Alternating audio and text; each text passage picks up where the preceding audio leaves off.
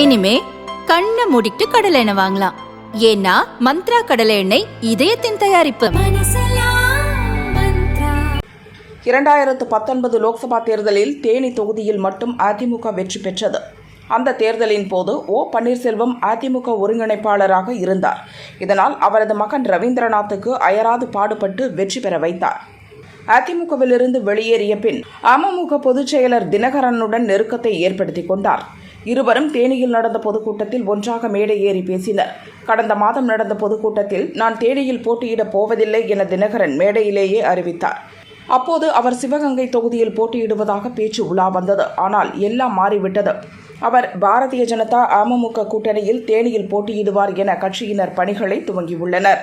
இதுகுறித்து அமமுக மற்றும் ஓபிஎஸ் ஆதரவாளர்கள் கூறியதாவது: ரவீந்திரநாத் இங்கு மீண்டும் போட்டியிட்டால் வெற்றி வாய்ப்பு குறைவு. தேனி ஓபிஎஸ்ஸின் சொந்த தொகுதி. அவர் தோல்வியடைந்தால் மேலும் பின்னடைவுதான். தினகரன் போட்டியிடுவதற்கு சாதகமான சூழல் உள்ளது. ஏற்கனவே எம்பியாக இருந்து தொகுதிக்கு நிறைய செய்தவர். அவருக்கு நல்ல பெயர் உள்ளது. இதனால் அவரை ஓபிஎஸ் அழைத்து வந்து போட்டியிட வைத்துள்ளார் என்றனர்.